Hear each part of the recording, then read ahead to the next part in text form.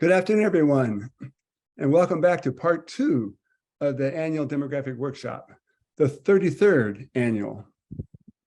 It's my pleasure to convene this meeting today. My name is Dowell Myers, a professor in the Price School of Public Policy at USC. I'm just going to kick it off here with a brief recap of what happened in day 1. All this has been recorded, so you can actually look at the presentations and the roundtables that we did in the previous day. But we had a heck of a great demographic checkup this year. We do it every year, and everything's changing every year. Birth rates changing, migration changing. Walter Schwarm is the state demographer, chief for the Department of Finance.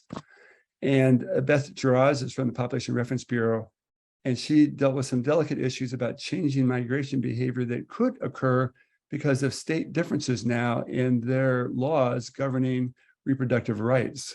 That's a new wrinkle we have not had before, and it does have consequences potentially for Texas and other places vis-a-vis California. So she raised the questions in a framework that was really stimulating to think about. So will people vote with their feet? And Janet Goldberg was a moderator. She's a USC alum, and she's the chief of consumer research for Wayfair, and she was very helpful in posing questions as well. The second panel was more about the housing and mobility side. I actually went first there because I want to set a broader framework of the population age waves. That's basically the millennials crashing into a housing supply that's not growing. And then Kevin followed with different stories about migration. Are they true or not? And had revealed with data how things have shifted. And it's, the beginning of the pandemic is different than the middle of the pandemic, and the end is different. So actually, whatever you knew before is not true anymore. You got to pay attention here. There's a lot to keep up with, and the data are lagging behind. So it's a problem. Laura Raymond brought us a really difficult, frustrating problem of single-family rental investors scooping up homes. This is a national perspective, especially in the Sun Belt, and a big problem in Atlanta, where she comes from. And it leads to problems of real homeowners not being able to buy them because the investors can get them with cash or with better bank terms. And it's leading to eviction problems and gentrification problems. It's a growing phenomenon because in the tight housing supply, the values are rising in this investment, and so big capital swoops in. That really didn't happen until after the Great Recession. And Megan Kirkaby's from the Department of Housing and Community Development for California, and she moderated that, and she's very active in promoting expansion of housing supply to meet affordable needs. So we had a great discussion there. That was followed by roundtables that came up. These are, the demographic workshop gets its title workshop from these roundtables. We have the panels up front, the roundtables at the back of the afternoon. And these are like really a chance for one-to-one feedback, and you can really, get questions and answers. Armando Mendoza from the Census Bureau, and he gave a tour of how to navigate data.census.gov. It's very useful. They've expanded this website. It's getting more complicated. There's more data available. There's no new procedures, and we all need retraining, I think. Tom Brinkhouse from HCD surveyed their annual progress report dashboard, so you can see how well are all the localities doing in providing for the housing they promised they were going to do. In the past, HCD didn't really monitor progress very well, and now they're watching it closely, raising the goals and watching the progress. And then Jonathan Buttle is from the State Department of Finance in the Demographic Research Unit. Actually, that's the state data center, and he was dealing with a very thorny issue, and it's come up in 2020 census of differential privacy. They're trying to figure out how to protect individual privacy by disguising the data so that people can't reverse engineer it by combining different data sets together to find who individuals are. And it's been a source of a lot of controversy because it's difficult to do. but they have strong reason to do it. I've learned because they really need to protect privacy, or else the whole purpose of the Bureau is going to be undermined. And that's all happening now. So a lot to do. Those roundtables are great. And we're going to have a different set of roundtables I'll introduce later at the end of after the panels that we're going to do today. All right. So that's the recap. Now I'm going to actually turn over most of the day here now to Kevin Kane and Gigi Marino, who really have mastermind setting up panels and activities for day 2. And Kevin, though, has an extra burden that fell on him because between day 1 and day 2, breaking news, we had a whole load of 2021 American Community Survey data landed in public. And but Kevin whipped up with Gigi and my help a little bit, whipped up a report that summarizes that. You're not going to present the report, but he's going to show you how you can get your own copy. So Kevin, why don't you just give a quick little look at it? Well, so the pandemic has not only increased the demand for data in order to help us forecast the new normal, as you see there at the bottom of the screen, but to some degree, it's also limited the supply of it. So as Dowell mentioned last week, right after part 1 of the workshop, the American Community Survey's 2021 one-year estimates were released. This is data that we've been waiting for about 2 years, and it can give us something of a first look at how various regions across the country look in the post-COVID environment. There's always a lot to unpack in the ACS, but fortunately the demographic workshop team here has put together the highlights in a handy report available here for you. You can use this QR code or navigate to it on our website. There's way too much to talk about here today. On the next slide here, I show how we report on 16 topics, the kind of 16 high points that intersect with regional planning pretty nicely in Southern California. And I'll highlight just one of these as a bit of a teaser. The graph here shows the share of commuters who work from home, and clearly you can see a major increase, and that's the topic of some of the discussion today. So for all 16 of these topics that we report on, you can follow the trend from the peak of the real estate boom in 2006 to the low point of the Great Recession in 2012 to a pre-pandemic high in 2019, and then see how things have changed in the last 2 years. So I'd encourage you to take a look at this after the conclusion of the workshop. And with that, we have a keynote coming up next. And right now, it's my pleasure to introduce SCAG's Director of Planning and Programs, Sarah Jepson, who will set the stage up for that and introduce today's keynote speaker. Sarah? Thank you, Kevin, and thank you, Dal, and thank you, Gigi. It's really a pleasure to be here today with you all. I have the honor of introducing Matthew Kahn to deliver our keynote address for the demographic workshop. Matthew must suffer from impeccable timing because just as we're all wondering how to plan for the new post-pandemic normal, he's released a brand new book on the benefits of remote work. So I can only imagine the number of requests and opportunities you've had to share your insights. And I'm really thankful that you chose our event here today to talk with Southern California planners and our policymakers. Dr. Kahn is a Provost Professor of Economics at the University of Southern California, where he focuses on urban and environmental economics. He is also a research associate at the National Bureau of Economic Research and a fellow at the IZA Institute of Labor Economics. Dr. Kahn serves as the Director of Health Markets Initiative at the Schaefer Center for Health Policy and Economics at USC. In addition to teaching at USC, Dr. Kahn has taught at Columbia, UCLA, Johns Hopkins University, Harvard, and the National University of Singapore and Stanford. Dr. Kahn is a prolific writer. He has published 11 books and nearly 200 peer-reviewed articles. Some of his recent books include Adapting to Climate Change, Unlocking the Potential of Post-Industrial Cities, and of course, here today, we're going to talk about going remote. We will have a time for a short Q&A after this his keynote presentation. So please be thinking about your questions and put them in the Q&A feature. We will try to get to as many of those as possible.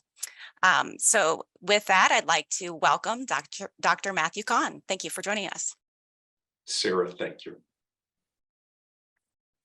Folks, I'm honored to have been invited to speak today briefly about my new book, While my new book is national in scope, I want to focus on our beloved Southern California today. And please email me any of your thoughts. I'm hoping that this is the beginning of a discussion, not the end of a discussion. The rise of work from home will improve quality of life in Southern California. This is the thesis I want to argue, and let me show you my thoughts. But first, I'm going to show you my book cover. Now I've got it. So folks, I did not design this cover. Oh, we are going wild. I want to go back one. I did not design this cover, but I love it. And by going remote, we are jumping across slides. I believe that work from home is here to stay. And a bunch of economists using data are documenting that going forward in our post-pandemic economy, that we will continue to be working from home. And so Nick Bloom of Stanford and several co-authors, I want to show you this time series graph by the Stanford researchers. I want to show you this graph that what we're seeing here is this enormous jump in work from home that occurred when the COVID crisis began in March 2020. And while the share working from home has declined, there is a consensus in the economics literature that going forward, hybrid work and remote work, full remote work, that roughly 30% of our workforce going forward could be engaging in work from home on any given day, either through full-time work or remote work.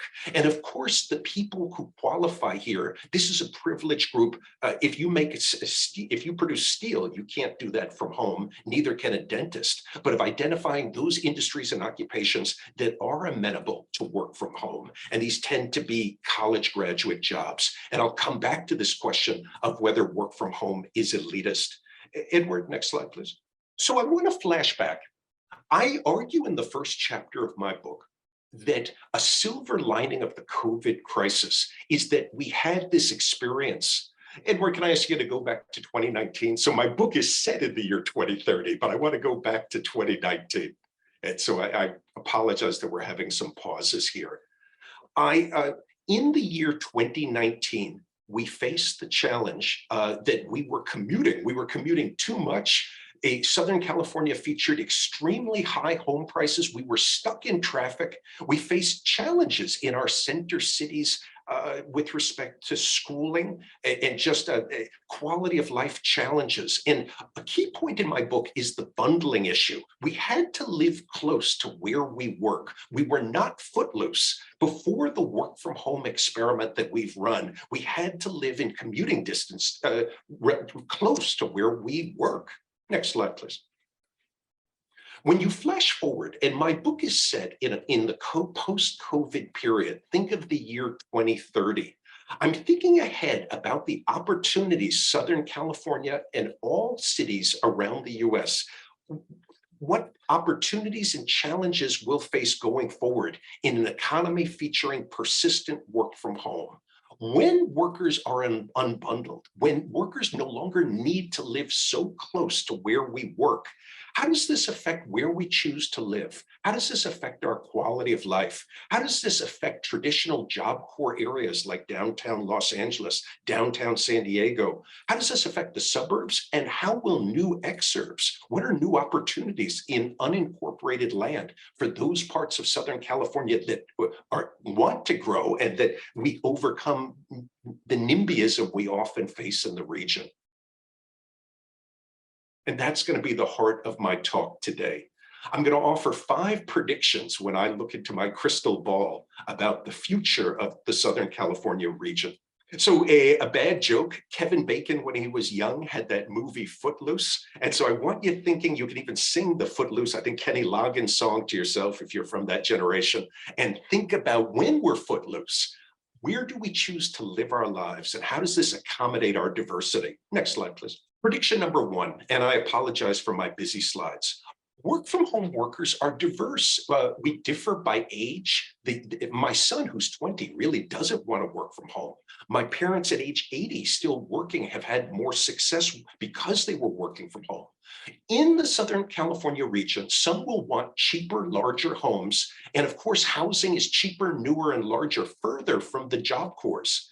This demand for living further And going out into Riverside, San Bernardino, into Ventura is even greater if quality of life is high in those destination areas. Something that I want to speak to the SCAG members about is which SCAG districts will be excited about having people move to their areas. I've been on radio shows in Bozeman, Montana, where these areas have not been excited at all about people showing up. They don't want these city slickers showing up, and they didn't like my Billy Crystal jokes about the City Slickers movies. I am very interested in which SCAG districts are excited about the potential for new real estate development, or will the old NIMBY issues that we see all throughout California just break out again? The bottom bullet point is very important to me. Some of friends who have talked to me about my book have said, Matt, work from home is elitist because only a subset of educated people can really engage in work from home. I have replied to not forget the local multiplier effect. If there are parts of Southern California that attract work from home workers, this creates new demand for schools, for dental care, for solar panel installation, for bartenders. There's a whole service economy where people who have leisure tastes and who want to live in areas far from our traditional job corps can now decentralize and pursue their own conception of the good life. So as footloose work from home workers choose to live in areas with great quality of life, either due to God or due to wise urban planning, the local multiplier effect kicks in, and there will be middle-class jobs in those areas due to the rising service economy. And I'd love to discuss this. Next slide, please. The next prediction I want to talk about, and it comes back to quality of life. Here you see my two co-authors, Daryl Fairweather and Sebastian, and we are doing work on how home searchers were using data from Redfin, the platform Redfin, a Zillow competitor, and we're documenting that those who are searching for housing care very much about avoiding climate risk. Our project focuses on flood risk, but in California, fire risk is another issue. Those SCAG areas that prove themselves to be resilient in the face of rising heat, fire risk, flood risk, they will attract more of the footloose workers. And so a very interesting competition is about to play out for attracting footloose people in our emerging work from home economy. Next slide, please. What I'm going to show you in the next two slides are some examples of climate data. So First Street Foundation is a nonprofit that I work with. And for every property in the United States, First Street Foundation is reporting flood scores and fire scores. And I realize that fire scores are more important to people in Southern California. I once lived in this house. So unbeknownst to me, we lived in a home in Belmont, Massachusetts that faced very low flood risk, but we did not know this when we bought this house. And so there's increased information for home buyers, many of whom will be work from home workers, as they search for what's the right place for them. And again, those areas in Southern California that are more resilient in the face of fire risk and high heat those home investments will prove to be more profitable and enjoyable going forward. Next slide, please. The next slide shows some geography of extreme heat in the Los Angeles area. Alex Hall is a terrific climate scientist at UCLA. So even though I'm at USC, I celebrate excellent science being done at UCLA. What Alex Hall is doing is he's using downscaled climate models to show you for different parts of our region, how many days a year have there been recently over 95 degrees Fahrenheit. And the red bar represents the climate science of at mid-century, how many extra hot days there will be. So in Sylmar, in Porter Ranch, in Eagle Rock, I see a jump in the number of hot days. As these areas compete for work from home workers, how can urban shading be used? How can architecture be adapted to keep quality of life great, even as Mother Nature hits us with higher heat towards the east of the region? And so I talk in my book about sort of the Paul Revere effect. If we can anticipate these challenges, these areas further from the cool water can better compete for these footloose workers. Next slide, please. I'm going to slide into prediction number 2. Folks, this one's a little more controversial, but I know I'm among friends and I could stir the pot. As an economist, Economists, I hope you know that economists are, we're slightly annoying people. We always think about what's the best alternative use for scarce resource. I, of course, understand why we farm in California, but in Ventura, Riverside, and San Bernardino, farmland in a work-from-home economy as an alternative use. Some of it could be turned into work-from-home housing. I would love to talk to SCAG government officials about whether they are debating rezoning some of the land in their jurisdictions to be converted into residential housing. If I can be an environmental bad boy, if we actually reduce some of our farming in the region, this actually would conserve water given the water consumption of farming. And as someone deeply concerned about housing affordability in the region, if we convert some of our farmland into work from home housing, this creates a new menu of opportunities for middle-class people, increasing housing affordability in the region if we can navigate the NIMBY issue. Next slide, please. And the good news is there's only 5 predictions. I'm on a time delay, maybe to avoid cursing like the 7-second rule. Folks, it's also very important.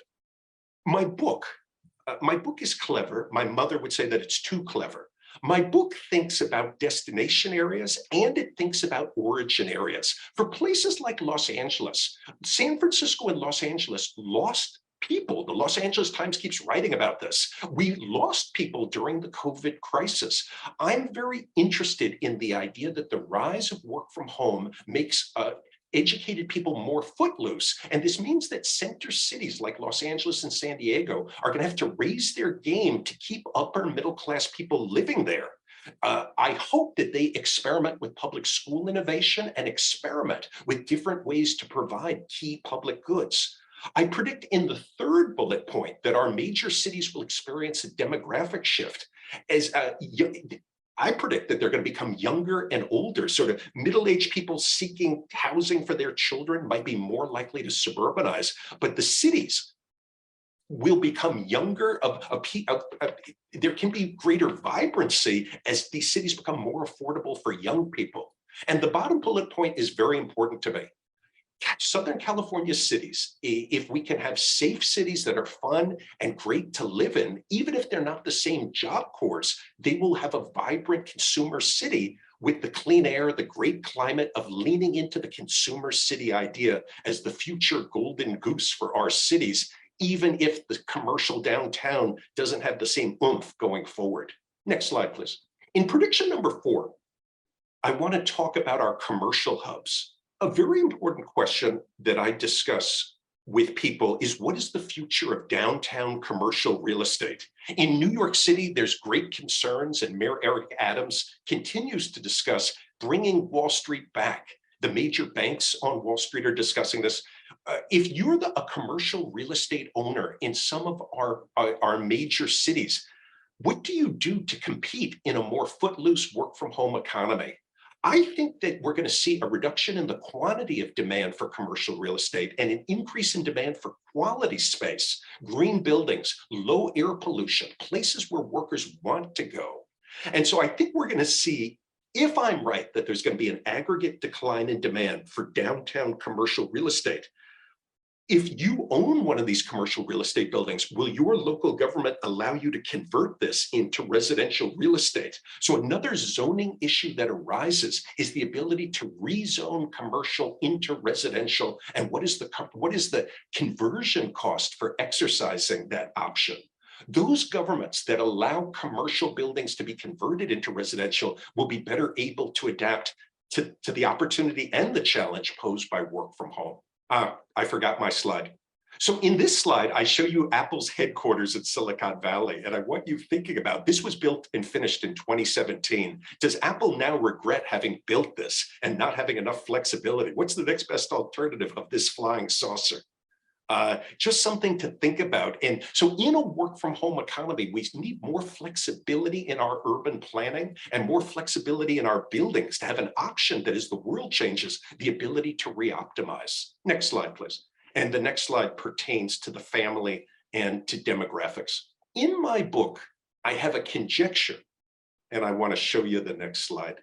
I have a conjecture in my book about how commuting costs have reduced child caregivers' labor force participation. And I'm well aware that women are not always the provider of child care for young children.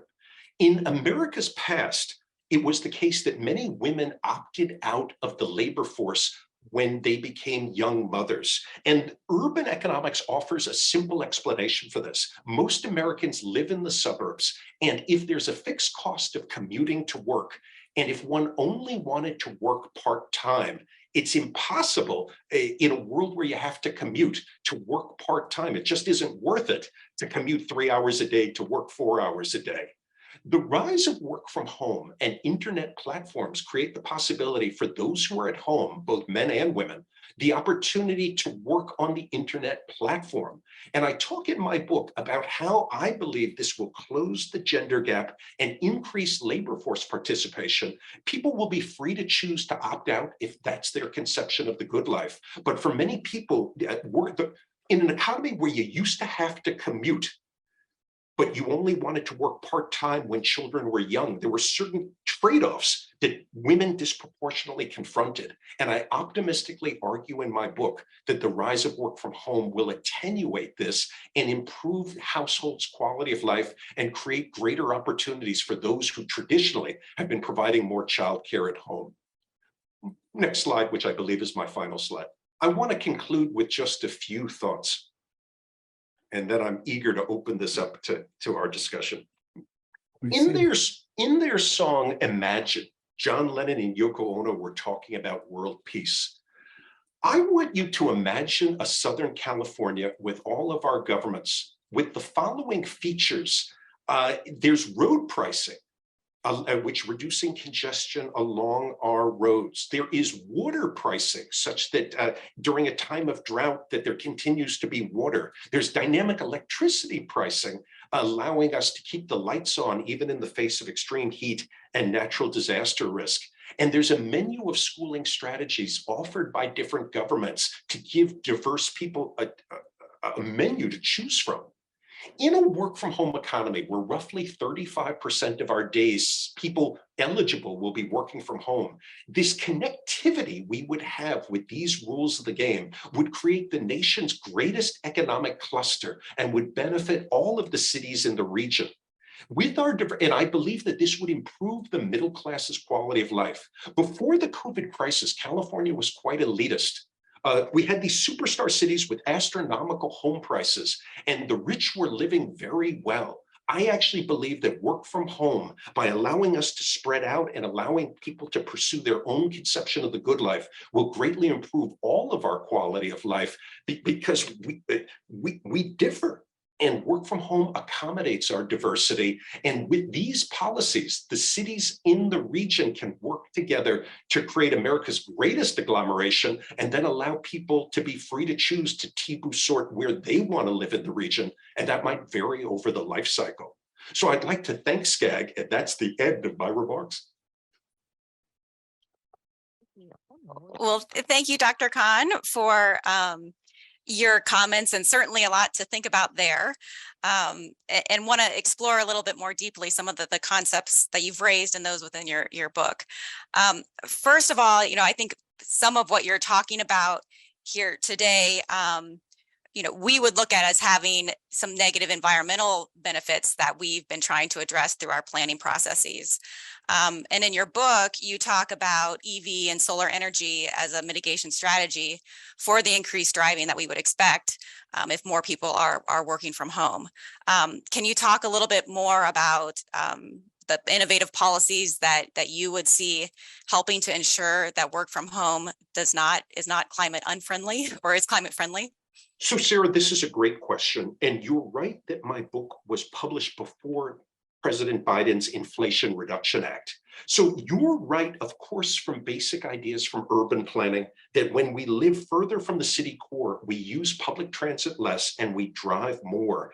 I optimistically believe that we will build, that going forward, the new housing we build at the fringe would bundle solar panels with the ability to recharge electric vehicles, and that there would be recharging grid like the Tesla grid to make this possible.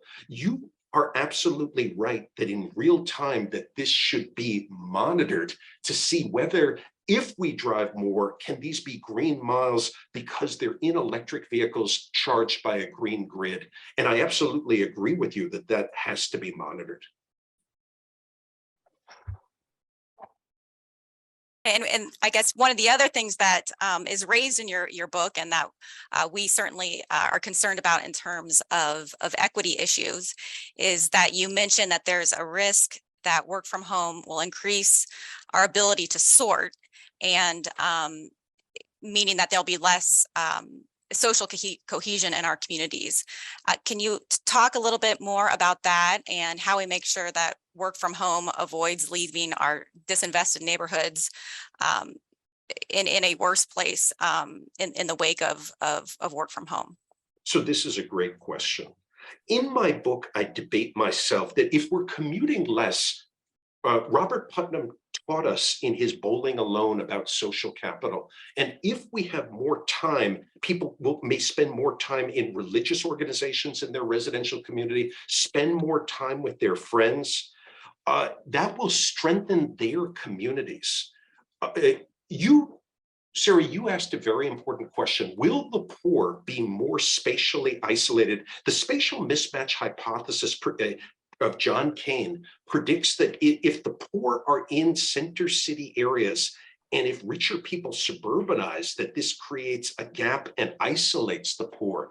It's my hope that our cities, because of improvements in quality of life, attract the young and the elderly to live in these cities, and that this creates a service economy that strengthens these areas. And so there's a question of how SCAG, what is the plan at SCAG for improving the quality of life of the urban poor? And with my slight free market economic ways, I foresee the local service economy as key here for creating jobs. I absolutely agree with you that if there's literally a suburbanization of successful people that isolates the urban poor, then I absolutely agree with you. I think there's going to be a musical chairs that other people are going to move to the cities who want the vibrancy of the cities, and that this will create a demand for the service economy, creating jobs and a tax base to help the urban poor in SCAG's jurisdictions.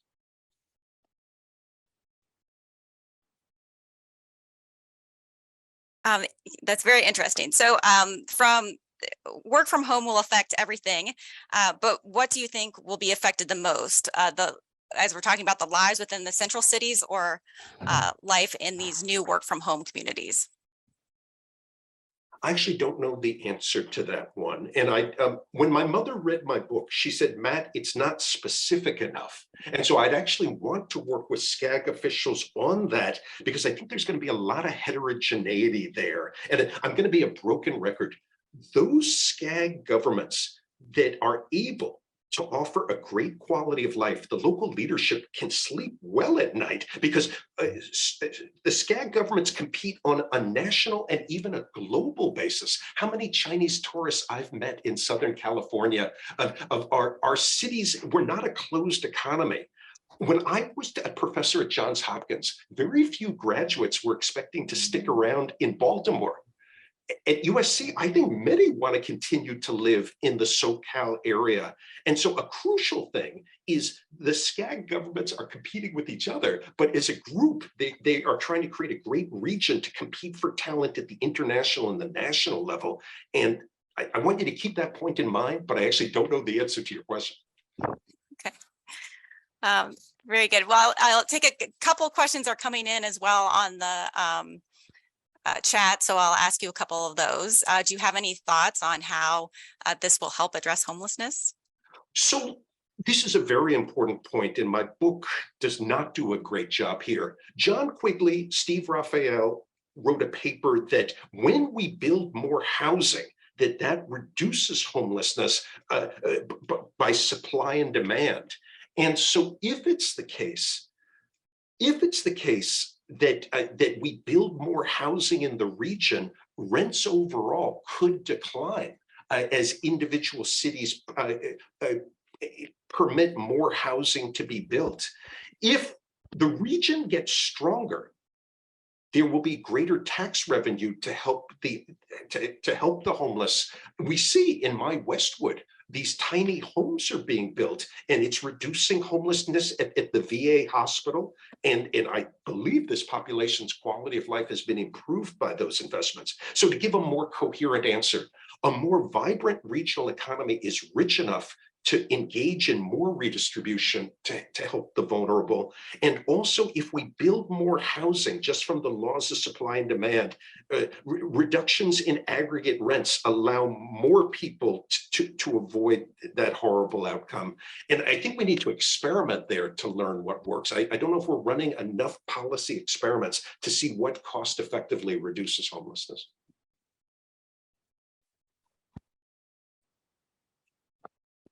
Okay, Dal, are there a couple other questions you'd like to put here on the table here for Dr. Kahn? I'm trying to type one right. I'm trying to type one right now. So, okay, good. You saved me from having to bang it out.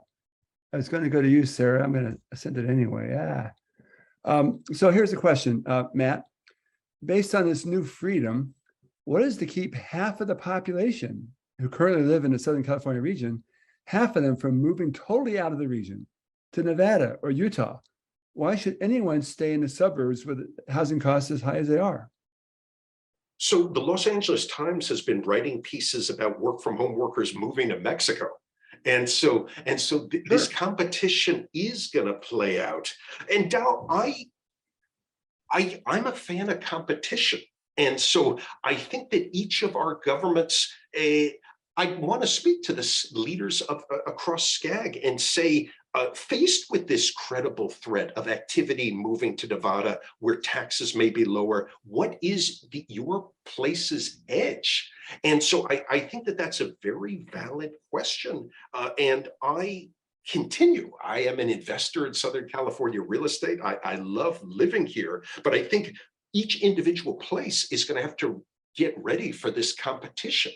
And in my old work with Ed Glazer, we conjectured 25 years ago that cities, because of commuting, some cities like New York City had a monopoly on their tax base and that didn't have to offer great services because people weren't going to leave. I actually think if people are more footloose, like Kevin Bacon, this actually creates very good competitive incentives for cities to raise their game in terms of innovation in garbage pickup, policing, school quality. And so I'm actually a fan of the competition to keep the footloose people from moving to Nevada. And I wonder if the only ones that stay are going to be older people who have Prop 13 subsidized property taxes, who actually depend on new buyers buying at current market rate with current property taxes to support all their services. So if the current buyers are the ones that shift away, only the old owners stay, what happens to their quality of life? So California's been losing people, but I in part think that that's due to our high taxes relative to our services. I moved here from Boston. I continue to be an optimist that California has certain unique features relative to the rest of the country. I've lived in Illinois, I've lived in New York, I've lived in Boston. And so I don't think that this is a blank slate here. When I talk to USC students of different backgrounds, they want to remain here. And so Dal, you and I need to talk about this at USC. I actually think that our jurisdictions can remain very competitive, but we're going to have to build housing. We're going to have to think through for young people, what's their conception of the good life, and why, relative to the 1960s, is it so difficult for California to deliver on that now relative to in the 1960s? Good point. Yeah. So we do have a little bit more time here, so I would encourage others to put their questions into the to the chat feature.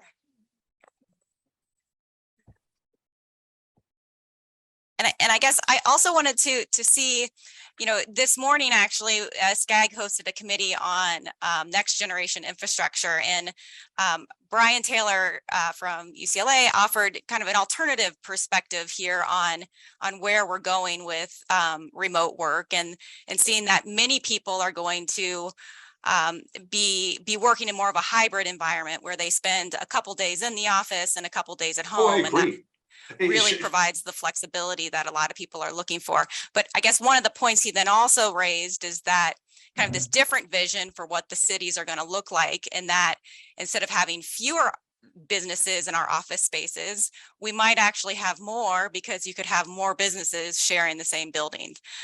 So I guess I wanted to just, share that as an alternative perspective and see if you have thoughts on that.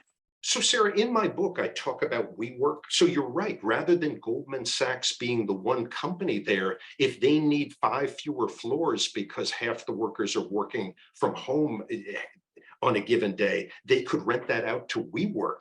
And so this would give young people the ability of a different work arrangement. So Brian was my colleague for years, and I agree with that vision of that sort of young startups, of creating this sort of incubator culture. And so that is fine with me.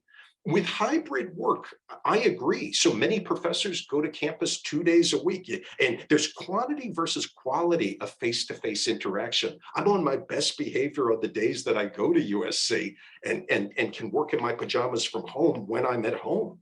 And so Brian's on to something there. But notice again, we celebrate our diversity in this country. But in 2019, we were commuting 5 days a week to work. When you unbundle that constraint and we become footloose of all the permutations that can become possible. Somebody who loves to surf, who's teaching at Harvard, somebody who's working for Google, but has a sick mother in St. Louis, all the different permutations that become possible. Because the SCAG governments are located in places, I think each place has to think through, what is our comparative advantage going forward? Do we have great golf courses? Do we have a great immigrant culture? Are we climate resilient? Is there great natural beauty here? How do we lean into this in an age of globalization? Again, Baltimore doesn't attract any Chinese tourists and is losing millions of dollars for that. I would hope that SCAG's governments are very excited about the possibility of more footloose activity and competing for market share. And I continue to be an optimist about California, but in part because I'm optimistic that competition makes us stronger. Oh, Sarah, can I? Yes, go ahead. So Matt, I was really struck by your climate assessment, the microclimates, that how many days over 95 degrees. I happen to live in Pasadena, right next to Eagle Rock, so I'm pretty sensitive to that. It's already here. And I'm realizing, I'm remembering back in the 90s, we had good news. We used to have all this ozone and all this air pollution. The LA Times put a chart every day. They ran charts, and they stopped doing that because the days with emergency level, health level ozone went down to 0. It declined. It was a miracle because of changes in technology with car emissions and other things. But it really cleared up the problem that the Inland Empire had of way too much air pollution, including Pasadena. So I thought, okay, happy days are here. Now we have lower house prices inland, and we don't have the air pollution. People on the west side, they still would blame us for having bad air pollution, because I said, well, you just have to justify your high prices, but you should come out here. We don't have bad air pollution anymore. But now you found a new problem. You found the problem of too many hot days, which my wife does not like at all. And so won't that then replace the pollution fear with the hot weather fear and make people stick closer and closer to the coast, because that's where the salvation is, along the coast? So you're that right. offset all the other pressures. It could. In my 2010 book, Climatopolis, I argued that to adapt to climate change, that we need upzoning, even up to Hong Kong density, in areas closer to the oceans. And so this zoning and upzoning in more temperate parts of California, in Southern California, is a key idea.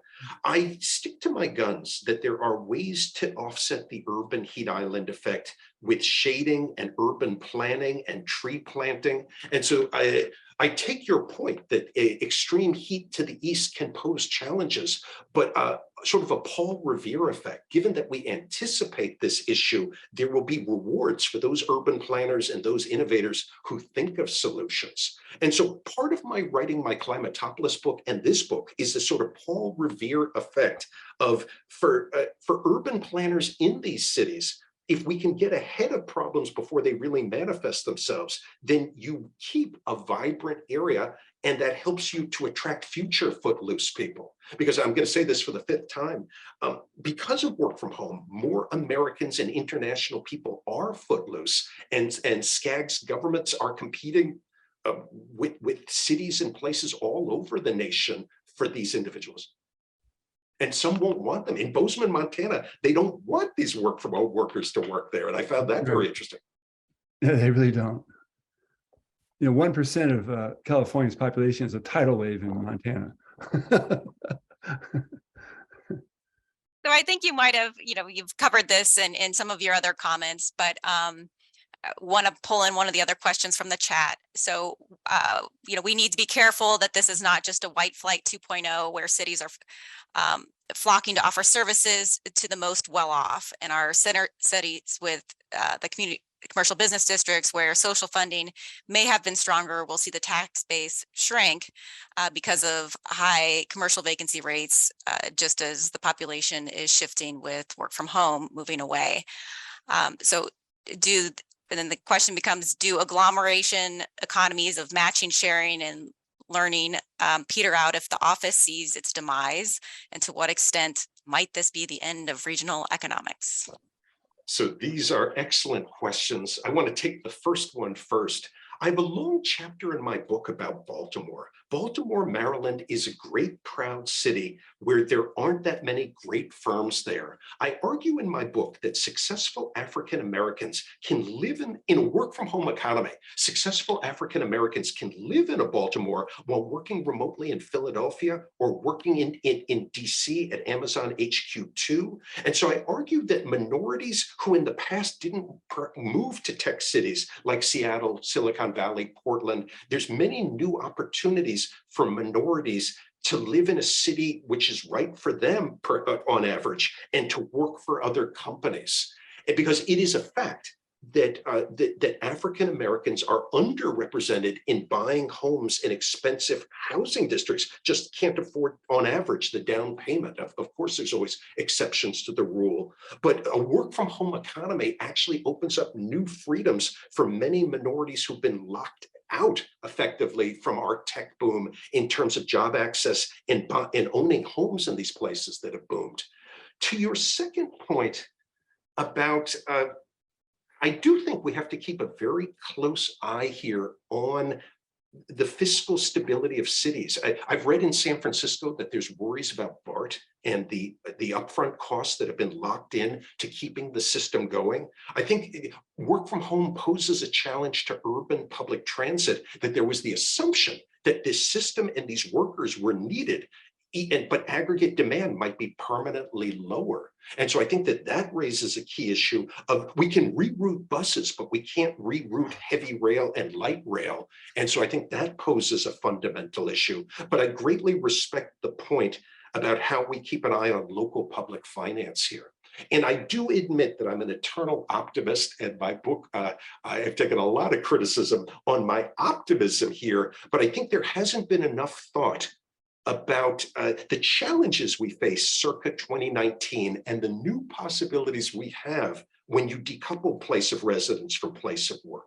And so when you can effectively email yourself to work, and that question of whether we will lose agglomeration externalities. What I think is going to happen is that talented young people who need to build their prototype, when Zuckerberg was young, they'll figure out how to meet face to face. Why do those interactions have to occur within a corporate setting? Why can't they occur at a Starbucks or a Dunkin' Donuts? Why can't we work? Why can't there be strategies using two-sided platforms to bring people together for there to be the serendipity that Ed Glazer talks about in his book, Triumph of the City? I don't see why innovation has to occur at a firm's sterile office. And I think we're going to see experimentation here to see what works, because there's so many innovations we need going forward.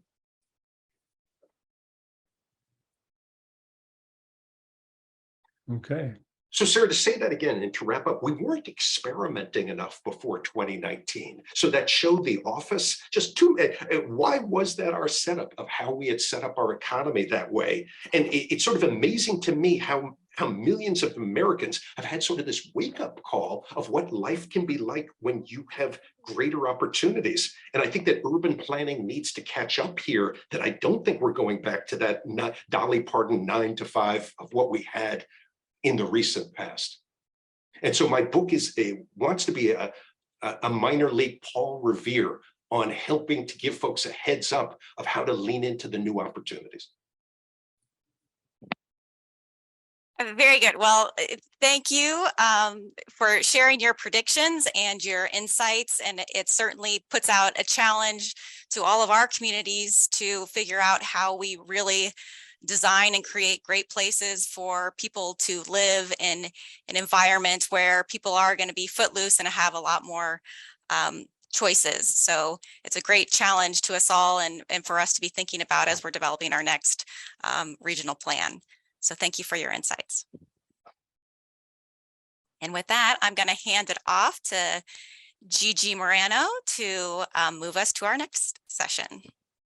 Gigi? Thank you, Sarah. And thank you, Professor Kahn. And so now we're going to turn to our panel 3 on who's normal, back to who's normal. So as we emerge from the pandemic and this great work from home experiment that Professor Kahn was talking about, workers and their employers do not appear to be returning to the pre-pandemic work arrangements. And I think there are many questions based on the Q&A that we had, based on all the questions that Dr. Kahn raised. There are many questions about this paradigm shift. And the thing is, the data are just starting to come in. And so last week, as Kevin pointed out earlier today, SCAG explored the latest American Community Survey data release, and we've plotted these data. So Ed, if you can shift, there we go. Here's my graph. So it's a variation on our plots. So we plotted this data that we got from the American Community Survey on the percentage of workers who are reporting working from home. And the American Community Survey asked people what their primary form of commute to work was in the past week. And so in this chart, we see that in the various areas that I've plotted here, there's been a big increase. Those are big slopes. And in particular, about 3 times as many people in the SCAG region reported working from home in 2021 than they did in 2019 before the pandemic. And so this is a big jump. And it's a big jump for SCAG, it's a big jump for the United States, it's a big jump for California and the different counties in California. And a couple things to see here is that in 2019, the percentage of workers that were working from home were pretty much clustered around 6%. And now there's a much wider range of people working from home than they were before. And so California, I guess outside of SCAG, we have about 23% of people reporting that they're working from home. And then we have at the other end, we have Riverside and San Bernardino counties, about close to 14% reporting that they're working from home. And so we have been focusing on the people who are reporting working from home, but this data, another way to look at this data is that about 80% of the workers are not working from home. So what are we really back to a normal, and whose normal are we talking about? Are all workers better off with this shift to working from home? And is it possible to leverage this behavioral shift to reduce our greenhouse gas emissions, to make our region a better place to live? So as Dr. Kahn discussed, work from home promises to be a catalyst for positive change for workers who can work from home, for those who can't work from home, as well as for the cities and communities that they reside in. So how can policymakers help shape the future of work so that these benefits can can be enjoyed for everyone. So today's panel will help explore these questions. And so we have on our panel today, we have Professor Giovanni Circella, who is the director of Three Revolutions Future Mobility Program at UC Davis, and he will share his findings about how our commutes have changed since the pandemic here, specifically in the SCAG region. And we also have Professor Ganga Shreedhar, who is an assistant professor and behavioral economist at the London School of Economics. And she will share her research and insights about the environmental impacts of working from home. And finally, we also have Professor Shaun Harper, who is Provost Professor and Director of the USC Race and Equity Center. He will share his insights about the impacts of work from home on workers of color.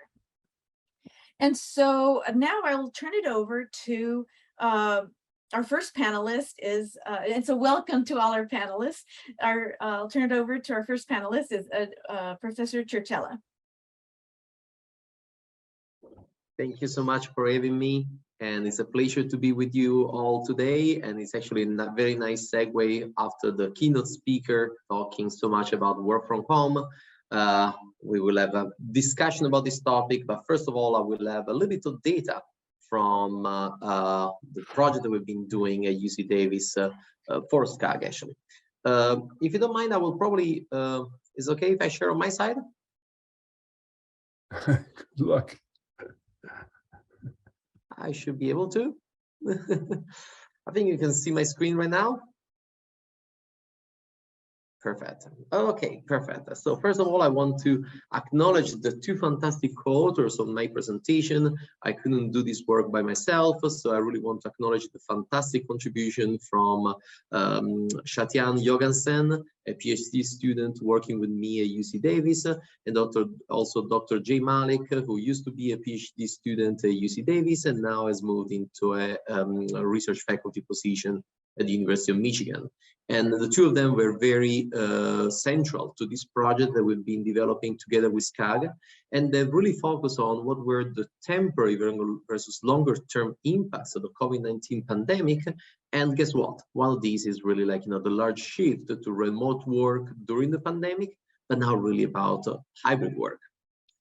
And certainly, all of us, we are very, very familiar with the big impacts that the COVID-19 pandemic has caused in our society. Some of them were temporary, like the many modifications in activity organization that all of us had, but some of them are having some longer term impacts, and including among these, the impacts on employment and travel, also because many of us have adjusted to a new reality that might actually last for a longer term, as also Matt was saying in the keynote speech. And then on top of this, we have so many other changes, including also the increased reliance on information and communication technology solutions, including e-shopping and all the on-demand services nowadays that really have been revolutionizing the way we also ask and get items delivered on demand, being these either meals or groceries or any kind of product that we can order. And so to investigate these topics, at UC Davis, we launched a pretty large mobility study that was investigating the COVID-19 impacts. That was focusing on 15 regions of the United States and 2 regions in Canada. And we really could somehow build on previous projects we had been already running at UC Davis.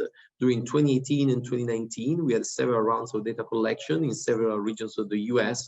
So basically, when the COVID-19 hit, we expanded that data collection in spring 2020, recalling previous respondents, so we could build a longitudinal panel study, but also inviting new respondents from the same regions and other regions, and so building really a COVID-specific study. And we continue to do that in several different rounds of data collection in fall 2020 and also in 2021. And starting in fall 2020, we had the support from SCAG, so we could do a spatial focus on the SCAG region. In the next slides, I will really focus on the data from the SCAG region when I cite any numbers or any results from this study. I also want to mention that we have now a report already from our SCAG project that is finalizing its final review, and so it will be available for everybody soon. But anybody who is interested can either ask the SCAG planners or contact me for, like, you know, being on the distribution list of the report. But also we will have another round of data collection in fall 2022. So we are really continuing to study how things are evolving. Clearly, this is a moving target. This panel is called Back to What Normal. I mean, can we talk even about something that is normal at this point? Is a new normal, is a new situation. And so we will continue to monitor in the future this post-pandemic. We hope we can talk about post-pandemic at this point, this post-pandemic situation and the way it will evolve in the future. So I will just touch a few key results, and I think the most important thing is really in this panel is to discuss together where the society is heading. But I want to really mention that what we see now is that after the initial impact of the pandemic, with the remote work that was becoming very strong, and so a lot of people that switched from commuting to the workplace 5 days a week for most people, those that could work remotely, they switched to remote work 5 days a week, pretty much the entire time during the early stages of the pandemic. If we focus on summer 2021, already a lot of people had somehow returned to the workplace, but only on some days. So really the predominant form of work was becoming this hybrid work. Hybrid work has now been, like, you know, used by a lot of users. And also if you see the expectations for the future, of course, we don't have survey data from this year. So I'm reporting here the summer 2022 expectations that they reported last year. Our new data will come very soon this year. So we'll see also how people are doing right now in the fall 2022. But the interesting part is that not only the hybrid work solution is becoming more and more common and liked by workers, there's also that the expectation to continue to do that in the future remains pretty high. Now, bear with me with this slide. I know it's a little bit complicated, but I walk you through some of the key points that I want to focus on. So let's focus on the left part now. So focusing on the physical commute. And this graph is really summarizing the comparison with our panel data from 2019 to 2020, so the first phase of the pandemic, at least the first phase for which we have good data, because in spring 2020 we have a small sample for SCAG, so we have not included that very, very initial peak of the pandemic. But we have fall 2020 as the first stage of the pandemic, let's say, and then already 2021 was a time in which things were starting to go back with the reopening of activities and so on. And what we see is that if we focus on the blue bars there, a lot of workers started to show up in the workplace. So the blue bar really refers to those that reported that they were going at least once a month in person to the workplace. And this was bouncing back in 2021, not really to the pre-pandemic levels, but already getting closer to that. So a lot of people going to the workplace somehow. However, when we look at the number of days, average number of days that the workers that commuted to the workplace were going to the office, and so this is, like, you know, the blue trend line, the light blue trend line that you can see, we can see that in 2021 still the average number of days that people were going to their workplace was still below the pre-pandemic levels. And when we look at the number of days, this includes both part-time workers, full-time workers, so an average in our estimates of 16.5 commuting days per month in 2021, which is still quite below the 17.9 before the pandemic. When we compute that with the fact that the number of people that actually go to the office at all is lower than before the pandemic, that means that the entire workforce is generating fewer trips in terms of approximately 12.8 commuting days per month among all workers on average. That is way below the 15.6 commuting days per month before the pandemic. So we have somehow, like, you know, fewer commuting trips on the road, and we see this because the traffic has been lower during the peak time. There is a redistribution of travel during the rest of the day because, like, you know, we can talk actually extensively about what are the impacts of work from home on the use of other modes, on the use of making trips for other trip purposes, because somebody who is working from home is more likely to make home-based trips, to go to pick up the kids, to go to the grocery store, to go to the gym, to go to meet friends. So there are a lot of other possibilities for trips, and this means new spatial temporal patterns of trips that are different from the ones before the pandemic. And the other thing that is very interesting is that if you look at the adoption of work from home, the people that work from home, at least in some part of the day, because of course you start seeing that there are people here that do both. So it means that either they have a split week, we can talk about hybrid work with people that go to the office 2 days a week and the other 3 days work from home. But there are also some other people that start doing the same things, the two things in the same day. So for example, instead of going in the rush hour to the workplace in the morning, if they have the flexibility, they will work 2-3 hours from home in the morning and then postpone the commuting trip to 11 or noon when there is less traffic. And so they can go in the afternoon, for example, to the office for some meetings or for something. And so that is actually something that is becoming much more blended into these new hybrid schedules with a lot of individuals that report doing both things, and also that they expect to continue doing that in the future. In our report that we have prepared for SCAG, we focus a lot about the different socio-demographic groups, and there is a lot of studies to do about these because, of course, there are different angles to look at these. But I want to point about something, at least looking for a simple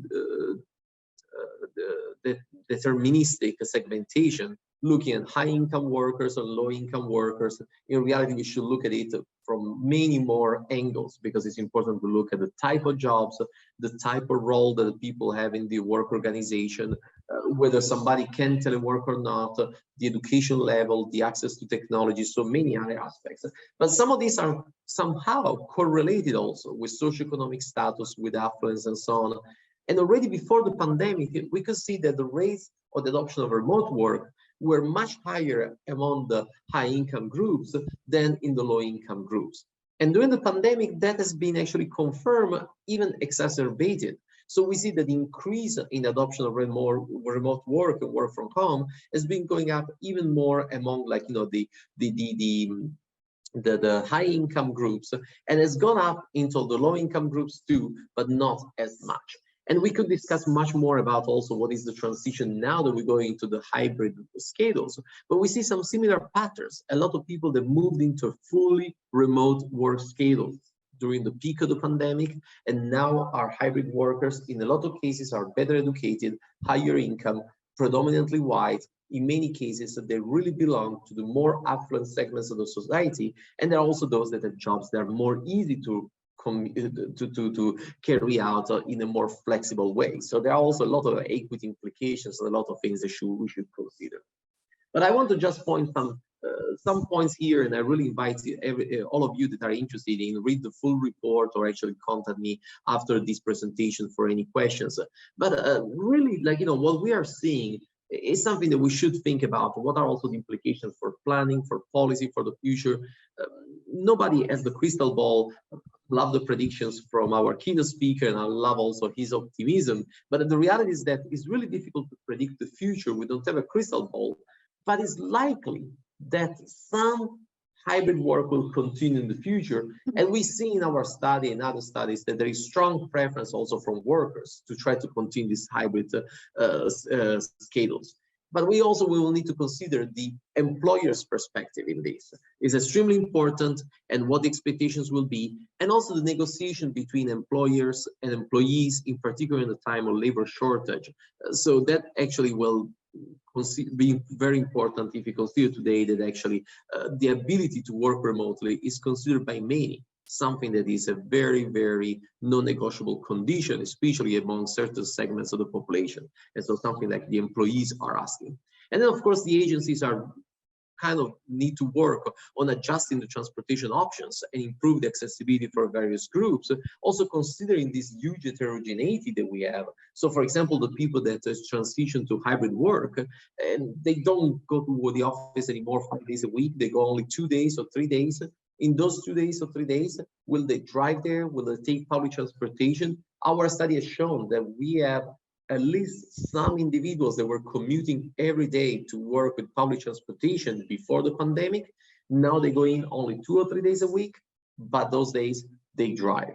So somehow there is a mode shift, and we need to consider whether this will continue forever, what policy we can do to try to accommodate needs, also to tailor to the different needs now in terms of fare system or needs of these individuals versus the other that continue to commute.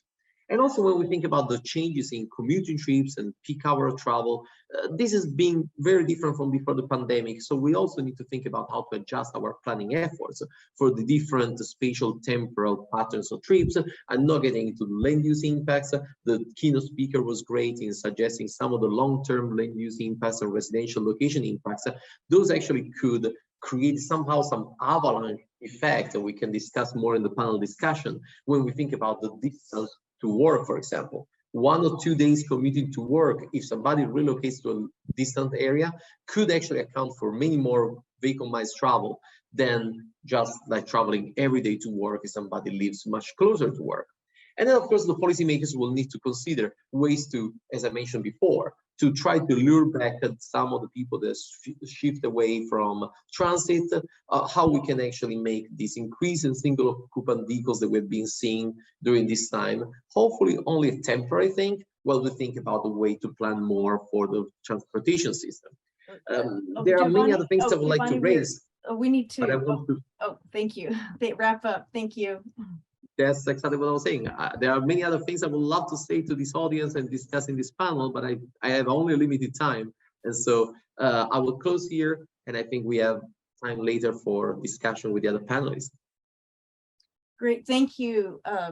Now we have Professor Shreedhar from the London School of Economics, and then she'll focus more on the environmental impacts. And I think Professor Circella, you talked about the increased vehicle miles traveled, and I think this is a good way to move into Professor Shreedhar's talk. Thank you. Awesome. Thank you so much for having me, and I've really enjoyed the past 2 talks. So I'll jump straight to it. I don't have slides, but what I could do is I've put the so the work I'm going to present is very tentative in the sense it's a bit speculative. So I've just put the link in the chat in case you'd like to share that, Gigi. So essentially, we started off with the question of actually what are the sustainability implications of working from home? And we were curious about this because we thought that there's a lot of conversation about the effects of the commute. So I'm really glad to see some data from Giovanni actually on this. And so we said, okay, so you might have lower emissions from not commuting, but actually is that a better environmental impact overall? And when we actually started to look at this question, we didn't really find any evidence on this. Obviously, there's no data in the context of actually big experiments like working from home. So we could only make speculations from emerging gray literature as well as the existing academic literature. And so we tried to think about 2 things. One is actually, what are the effects on different sorts of environmental outcomes? So emissions could be one, but it could also be in terms of water use and resource use. It could also be in terms of waste. And there's a bunch of things there, right? And then the second thing is actually, what does that mean from a behavioral perspective, given my background is behavioral science? So what are the changes in behavior which could lead to an array of different outcomes? So that's sort of how we approached it, because we thought that obviously the commute is the big one and that we've seen a lot on that, but there may be all these other micro behaviors which feed in and relate to that as well.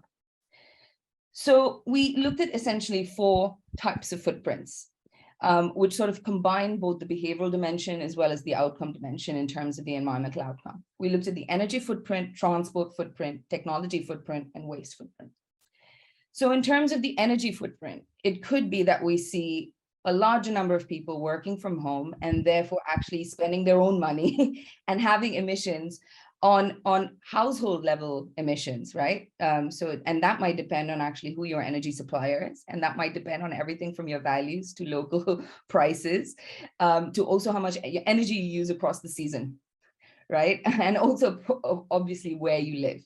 So in some places you might have actually a change in energy use and emissions from cooling, whereas in others you might actually have effects from heating. And this is especially topical at the moment because all the questions and debates around the cost of living crisis in the UK, which is where I'm based at the moment, but also issues around energy security, gas supplies, and diversification. So we were thinking that what this essentially means is employees will not just pay out of pocket for their own energy costs, and therefore we'll see a shift from organizational level energy emissions to household level energy emissions. So there's obviously a welfare aspect to that as well, just as an example of some of the questions we were thinking of there. When we think of transport, I think, Giovanni, you've covered a lot of it. The only thing I might add there is that when we actually think of transport, we might not just think about, say, driving, but we might also want to consider air travel, especially in sectors where you have high income workers, where you might have a culture of flying. With working from home, and if people are moving further and further from core cities, you might also see that people think it's cheaper to just fly. It's more convenient to just fly. So apart from miles driven, I think the other dimension we're going to really have to think about is what does it mean in terms of transport emissions when we take the whole sector? And of course, when you've got smaller cities, you've got like I cycle to work, right? It's cycling in London is actually fun. So I actually cycle to work, which essentially means I actually had no commuter emissions at all. But now, because I'm working from home, I might take trips by train to maybe have a slight long weekend by having a compressed week, which means because of the way I use my time, there's this time rebound effect where I divert the time I spent on commuting to actually more emissions intense activities. So even with the transport sector and transport behaviors, we were not really convinced that actually there might be this massive dip. And furthermore, that might be very different across different people. So if affluent workers work from home and they can afford to spend their time on either buying more stuff or taking more flights or taking more holidays, you might find that actually emissions might go up. And you might have an increase in demand for other sorts of high emissions intense activities, apart from actually those which have a larger ecological footprint as well. Similarly for technology. So you're not using your office computers anymore. Now everyone's got a laptop. They have to get a laptop. The question is how organizations transitioned. How many people have 2 laptops, 3 tablets, 4 phones? So, and how are those things recycled, right? So, and recycling and waste disposal sort of fit together, because that will depend on both the local infrastructure available where people live. And of course, there could be this division across local infrastructures available in, say, poorer neighborhoods versus richer neighborhoods, apart from actually just the quality of the services. So, you know, even if they're available, people might not actually think they're very good services, so they might not really use them. So you've got all these dimensions there, everything from e-waste to things like food waste. Organizations who have a big canteen, for instance, might be able to say, let's go meat-free Mondays, because we know increasingly overconsumption of meat contributes a lot to climate change. So that sort of large scale change might not be possible when you have workers at home. That said, we do know from the UK, at least, survey data shows that during the lockdowns, there was an increase in the number of people recycling, reusing their waste, planning their meals, and actually taking a lot more of these saving behaviors.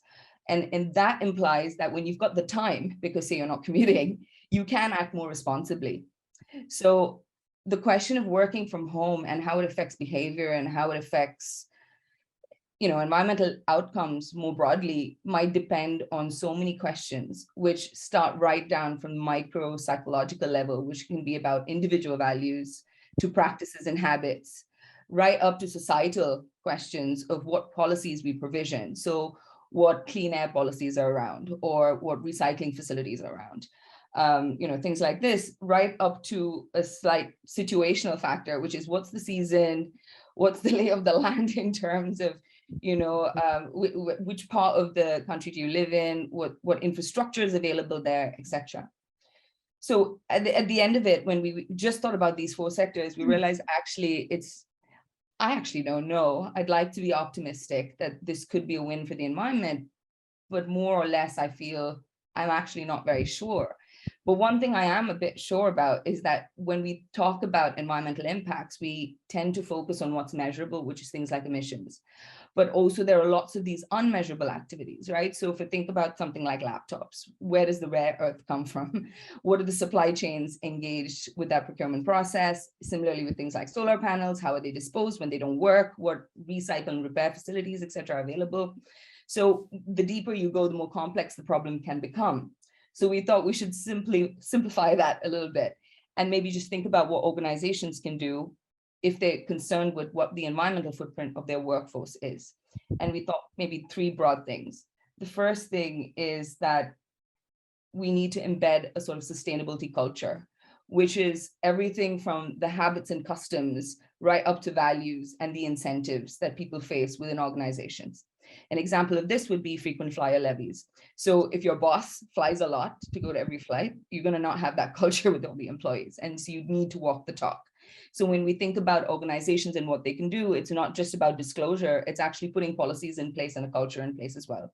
To that effect, we're developing a tool to try to understand organizational climate culture with my PhD student and a colleague of mine who's an organizational psychologist. So that's one way we're trying to understand how do these things vary across organizations.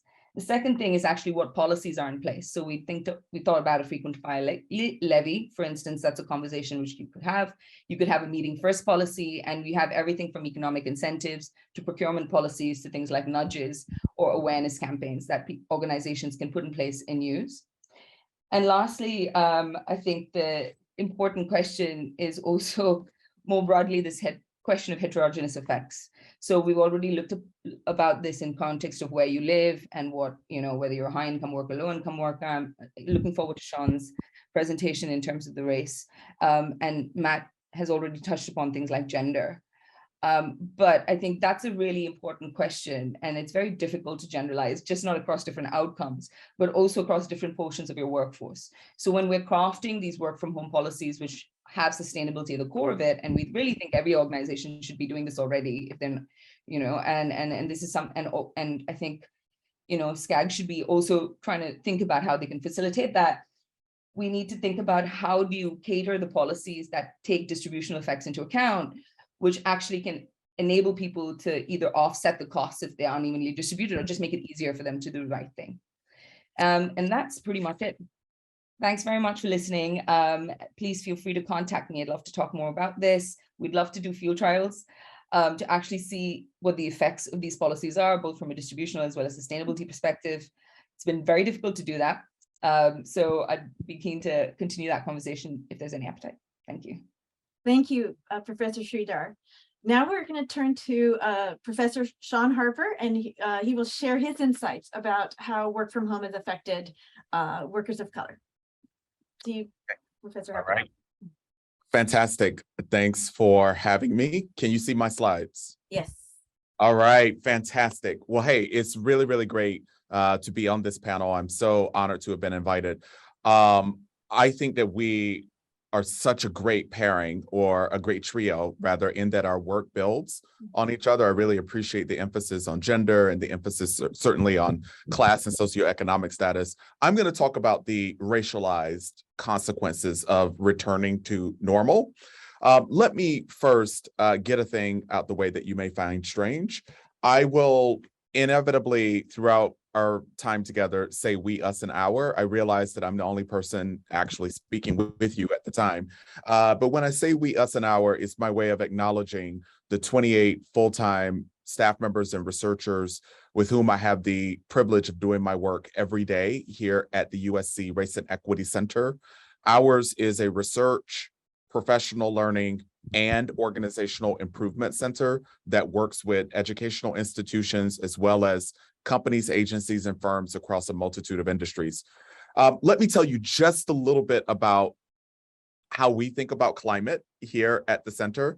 It is totally going to gel with the way that you think about climate, for sure, and the ways that we talked about climate. But here in our center, one of the research activities that we do most often are qualitative climate assessments of companies, firms, agencies, as well as educational institutions, spanning every geographic region across the United States and spanning a multitude of industries. We've been doing that climate research qualitatively for almost 2 decades now. That work typically entails sending a team of researchers to a company or an institution or organization to spend 3 to 5 days, depending on the size of the place, conducting racially homogeneous focus group interviews. So we'd have several focus groups, for example, just with Black employees, several with Indigenous employees, several with Asian American and Pacific Islander, several with Latinx, and always several with white professionals within those organizations. We have now conducted in-person interviews with more than 10,000 employees across these various companies, agencies, and firms. We are now taking all that we've learned over the years qualitatively and using it to inform the design of a quantitative national workplace climate survey that we'll be launching in January 2023. We're already piloting that national quantitative survey now with a handful of companies. These are just some of the recent companies, agencies, and firms that we've had the privilege of working with. In addition to the corporate entities, we're engaged in substantive DEI work and research with the city of Portland and with all of the healthcare workers in the entire state of Oregon. We're doing a mix of climate assessment as well as pay equity analyses for government agencies across the state of Colorado. But this just gives you a sense of, again, just a snapshot of some of the recent companies. There have now been more than 400 companies, institutions, agencies, and firms that we work with. Let's talk very quickly about some pre-pandemic experiences. As you might imagine, all of the qualitative climate assessment and research that we've done over the years, I really could be with you, for the rest of this week, talking with you about our findings. But in the interest of time, I just want to name just a small handful of some pre-pandemic experiences that were normal across various workplace contexts. The first is a term that I made up. Professors make up words all the time. Onlyness is a term that I developed 11 years ago to capture the experiences of employees of color who were often the only person or one of only a few from their racial group on a team or in a unit within the company, or sometimes in the entire company. Tokenization is another, where people would point to the one Latina in the room and expect her to speak on behalf of all Latinas or to represent all Latinas, in every workplace interaction or, client experience. Certainly racial microaggressions were, normal in in-person work environments. Let me give you an example. There was a Latino guy who worked at a journalism organization. This was day 4 of his time at this particular company. Some white colleagues of his came to him on Thursday. He started on Monday and said, "Hey, do you know where we can get some good tacos around here?" Right? And he was like, "Yeah, I just started here on Monday. There's the presumption that I, the one Latino guy here, knows where to get good tacos." I could go on and on and on about, just giving examples of racial microaggressions, but I won't. Sometimes there's overt racism that occurs in the workplace. I have way too many examples of those. I'm going to share with you in a moment a link to a piece that I wrote in which I describe something that I think crosses the line actually from microaggression to overt racism. A few years ago, a company hired us to come and assess its climate, its workplace climate. And in the interviews with Black employees, we kept hearing so repeatedly from Black women that their white coworkers would run their fingers through or otherwise touch their hair. But we weren't hearing this in any of the other focus group interviews with any of the other employees. So when we went to go deliver the results from the study, the CEO closed the headquarters for the day, and we had a day-long retreat. And I walked them through the findings that emerged from our analyses. I asked, "Raise your hand if you're white." All the white people raised their hands. And I said, "Keep your hand raised if somebody here at work has run their fingers through your hair or otherwise touched your hair without your permission." Every white person's hand went down. I then asked, "Raise your hand if you identify as a Black woman." All the Black women raised their hands. Keep your hand raised, or put your hand down rather, if, keep your hand raised if someone has touched your hair or run their fingers through your hair. All but one hand remained raised. So then I asked, the Black women whose hands were raised, all but one, what does that feel like? The first Black woman who spoke said, "It feels like violence. I feel violated when, these things happen to me." right? Okay, let me go a little bit faster. I know we're short on time. Some other pre-pandemic experiences were uneven standards, right? Like people of color very much not just feeling, but also having, concrete examples of times when less qualified, less accomplished people were either hired or promoted who were white. Tapping is a thing that, so I spend half of my life on the faculty here in the business school. And, there's a literature around tapping. We hear about this in our interviews, in our climate studies, where employees of color will talk about how white employees, most often younger, thin, tall, white guys, get tapped fairly early on in their time in a workplace by a leader or manager who says, I see enormous potential in you, and I want to make sure that we get you the right kinds of opportunities to be seen and to form relationships and so on. All right, last but not least, stratification, workplace stratification. In just about every place where we've done our research on climate, it's like a gradation. The higher you go within the organization in terms of compensation and leadership, the whiter the demographics are. So people of color tend to be most heavily concentrated in the lowest paid, least powerful roles. So think custodial roles, groundskeeping and maintenance roles, food service roles, and so on. The transportation implication for this conversation is when we're thinking about, people who had to continue working on site during the pandemic, it was those folks that we called essential workers. Those folks never actually got to enjoy the luxury of remote work in many workplace settings. All right, so let me close this out by saying, okay, so wait, a return to what? I wrote an article for Forbes.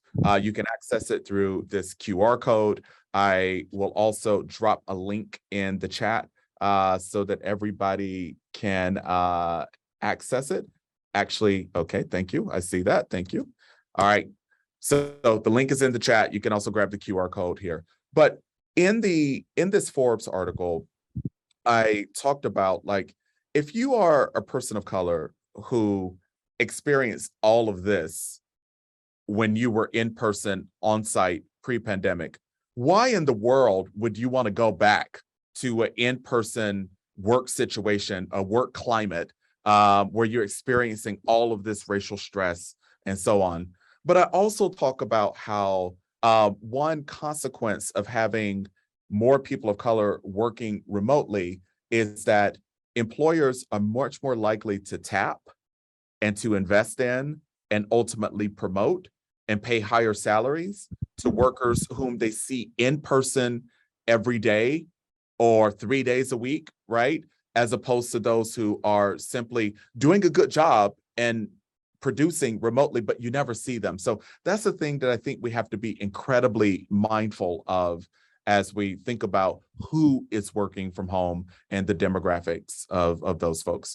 All right, hey, I will stop there and look forward to having a really good conversation. Thank you. Thank you to our three panelists. I really appreciate all your insights. And so I invite our audience to type in your questions into the Q&A. And while we wait for questions from our audience, I have a few questions. First, I'll start with a question about the rebound effect. So Shreedhar, Professor Shreedhar, you talked about the rebound in time where people had more time. And so they're out commuting more, doing more things around town. I certainly feel like I am. And so I was wondering, Giovanni, if you observed that rebound in your data collection, and in particular here in Southern California, and then, what did it look like if you did observe that? Yeah, definitely. So I think we need to distinguish a few things when we talk about rebound. There has been certainly some substitution, and then there's been some delay and accumulated effect. And the two things sometimes they get confused a little bit. So we get the effect of people that are substituting certain things with others. So for example, because they work a hybrid schedule, because they work remotely, they have more time to do other things. And then there's been a true rebound of accumulated compressed demand that was not expressing itself during the time of 2020, 2021, during the pandemic, that has been exploded in a major way. And we've been seeing this a lot with air travel this year, people go on vacation. We've been seeing this with driving. And so the two things also are a little bit confused and difficult to distinguish when we think about what will last in the future. The second one in particular, I think, is most likely to be a temporary component. I don't think, like, you know, the new trends we're seeing in vacation and long distance travel is something that Americans are taking many more vacations they used to do in the past. But it's more that they have accumulated what they were the needs to see friends and family in new places and so on, or old places that they had from 2 years only now happening now. The first one about, like, you know, having that ability to reorganize activities and use the time more productively and having more efficiently, that produces, like, you know, some induced demand for travel for other purposes, that could be likely to be around. And so especially if we have hybrid schedules that will continue for a while, that will actually, like, you know, might likely continue. Thank you. So, I mean, if employers are having their workers be at home, and yes, now they've changed their behaviors with respect to their transportation, you know what? So this is a question for Ganga, is how, you know, how can employers provide incentives for their employees so that their behaviors are more sustainable? And then how do we make sure that these new policies to help promote sustainable behaviors are not intrusive or into the employees' private lives? So how would we balance that? What do you think would be a good way to approach that, to think about that? I think it's a great question. I'll answer, but also I should say my name is Ganga. Oh, Ganga, I'm sorry. Yeah, no, absolutely fine. Ganga's I don't know, it's marijuana in at home in India. So I have to often make the correction. But don't worry at all. So I think the question is right. So on the one hand, we have the idea that, you know, you've got work, which is a more public sphere activity, whereas, you know, because it's outward facing, and then we've got this home, which is like a private sector. And I think increasingly when you have a work from home context, that's completely blurred.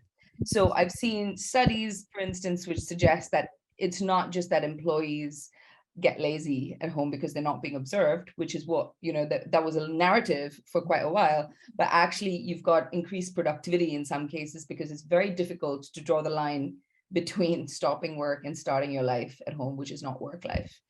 So in a sense, what we also see is organizations are anyway by default sort of intruding a bit, and that culture has come also because of changing technologies that we used to work, whose answer, I mean, I'm on a call at 11:10.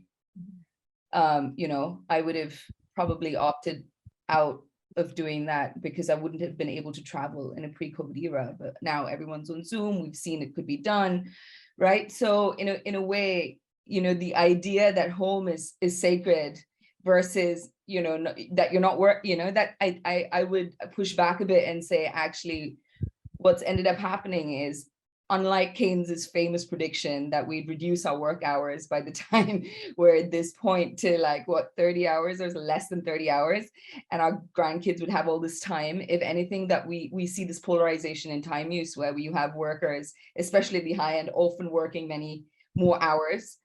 Think about like the most affluent banker that you can. And then you've got like people much lower down who also do 4 or 5 jobs a week and work very long hours. And then you've got, you know, all these different dynamics which can vary sector by sector. So I'm going to push back and say, actually, I don't think that work, you know, doesn't intrude in your life at home. I think that happens. So in a sense, I think organizations ought to be, especially if they're getting free energy use or free laptop use from workers' investment in these goods, I think you have an obligation to do something for your workers. So in terms of policies, examples of that would be, let's think of a very easy one, like the laptop issue. have recycling stations, so the organization has the responsibility to dispose of waste carefully.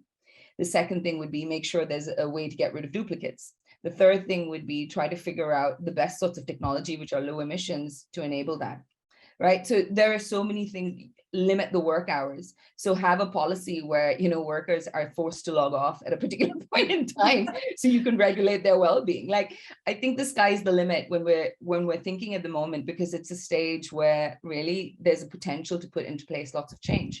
And I think already there are many organizations which are innovating on this. I know even quite well-established companies like Google, for instance, when they've invested in a massive headquarters, will want workers to come back.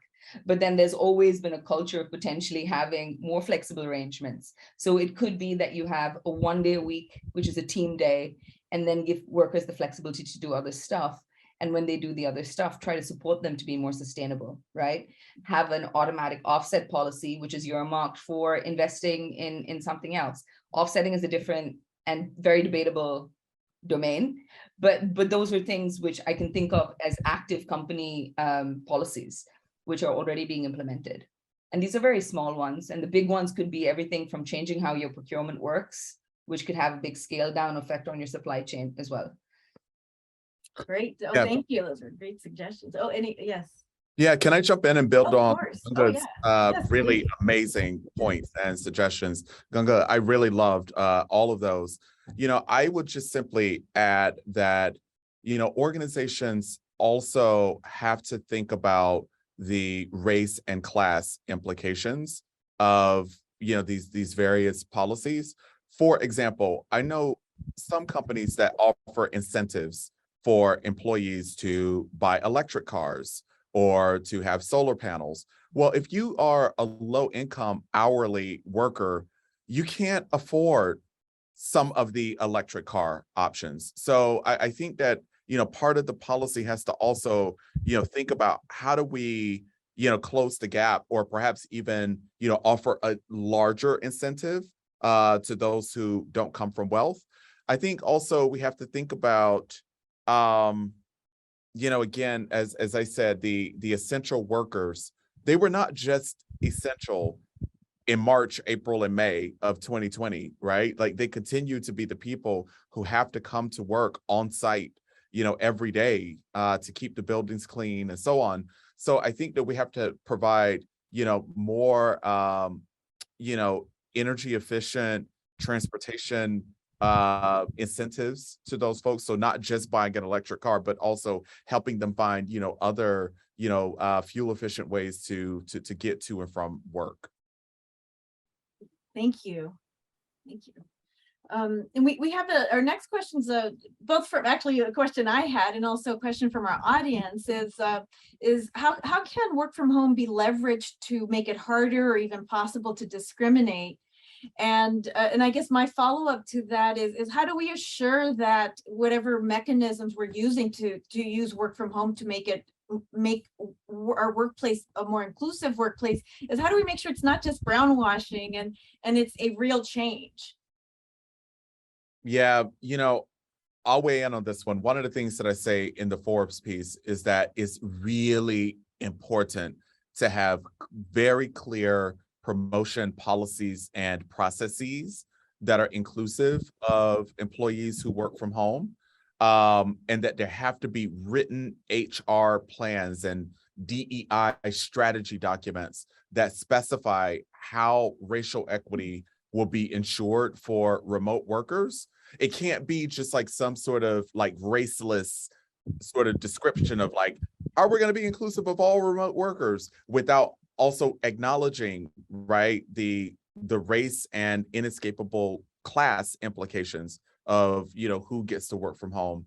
I think it's also important to hold leaders accountable and to actually like have as a part of the annual evaluation of managers and people leaders, the extent to which they demonstrate in quantifiable ways, you know, their efforts to ensure fairness in promotion processes and so on, for both on-site and remote workers. Great, thank you. Thank you for that. And actually, I have a follow-up to that. Are you finding that that employers that are using work from home as a perk for attracting a more diverse group of employees? And is it being effective? Is it an effective strategy? Yeah, actually, I start the Forbes article off by talking about Facebook and Meta is parent company, how in its most recent diversity report, Meta reported some gains, some increases in the representation of Black and Latino employees. Other companies have also reported those kinds of gains, and they attribute it to either offering flexible or fully remote work options. I think that's great. The cautionary note, though, here is that simply diversifying the workforce without also thinking about ensuring that there's going to be pay and promotion equity, that's the other part of the thing that I don't think people are thinking nearly as strategically about. So, it's a both and here. We got to think about not just getting more people of color in the door, but also ensuring that if they are working remotely in larger numbers, that they also have equitable opportunities to lead, to be seen, and ultimately to be promoted and paid equitably. Great. Well, thank you. And we're out of time, but I have one question that I'll ask all the panelists, and I think we can keep talking about this for hours and hours. But one quick response from all three of you. So how do you guys think that local policymakers can best position their communities to take advantage of the shift toward work from home?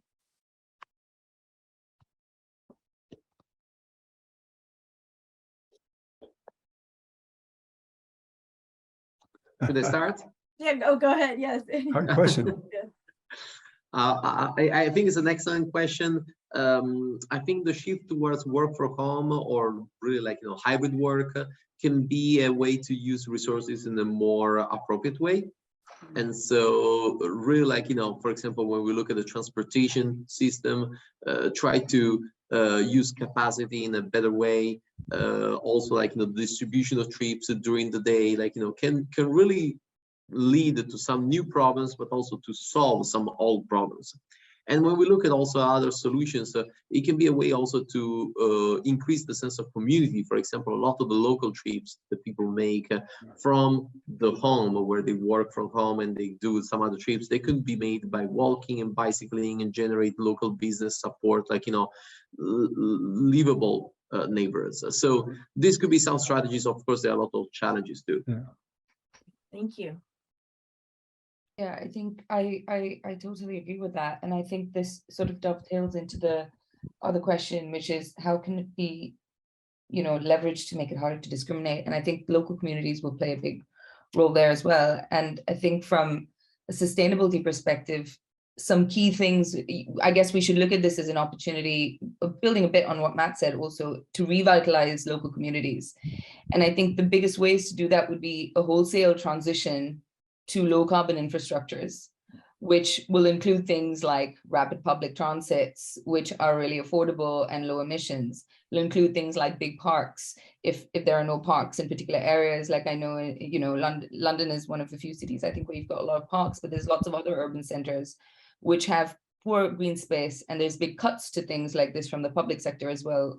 At least in the UK, that's been the trend now. So I think rather than thinking about, is there going to be a well-being effect, or how do I, offset these negative effects, I think really we should embrace this as an opportunity, because there are also well-being implications from working from home. Things like you get to spend time with family, you get to know your neighbors, right? You get to actually have a life which might not be fully around working, right? And I think all those things are really important to actually have a sustainability transition. So one of the policies we haven't really discussed are things like 4-day work weeks, which are being actively trialed in some Scandinavian countries, and in many parts of the UK, there's a big pilot now. And I think when you have something like a 4-day work week, and then you've got a vibrant local community, then it's more attractive to actually give back to the community as well. So I think apart from encouraging things like competition, really, we should be encouraging cooperation as well, where we're really thinking about how do you build a local community structure which is sustainable and has sustainability at the heart of that. So yeah, that's my, yeah. Thank you. Yeah. I really appreciate this question. It makes me think about the work that we're doing with the city of LA, with, you know, its various government offices and, you know, community coalition leaders. You know, we have to do professional learning specifically around this, right? Because the truth is, the whole notion of remote work or even hybrid work, especially like in the public sector, was just sort of thrust upon us by a pandemic. And, you know, folks haven't had any sort of real professional learning around how to ensure that remote work is being executed equitably. Those are things that I know can be taught and learned through a professional learning series, similar to the ones that we offer here in our center. Great, thank you very much, and thank you all for participating in this panel. It was fascinating and really informative. And thank you everyone for your questions. It's I'll been turn it over terrific. to Dal now.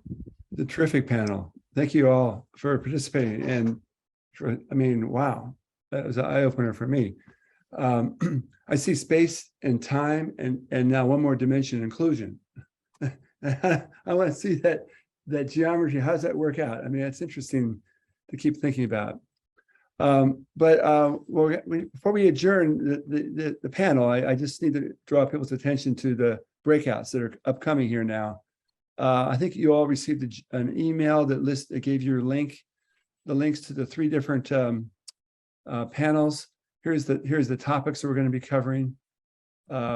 Economic census with Amari Wooden from the Census Bureau, working with race and ethnicity data from the ACS and 2020 census. Alicia Van Orman, I saw a workshop coincidentally by her just yesterday, I think it was. She's from the Population Reference Bureau, I recall. And then SCAG's regional data platform and local data exchange with Jonah Palecia. Okay, so those are 3 great options. We're gonna take a break and come back at 3:45 for these breakouts. But I just want to give a round of applause to the last panel and the one before. It was really excellent what you guys did. We got a lot in a short time. I really neglected to thank the staff who organized things for us. Edward Venegas is our AV chief, and you know, people in the background are really indispensable. But I can't go further right now. We're short of time here, and I'll just say that this has been a terrific day 2 of the demographic workshop, and I look forward to seeing some of you or most of you in different breakouts upcoming here this afternoon at 3:45, maybe starting 5 minutes later than that, because we run into the break period. So, thank you, everybody. Thank you.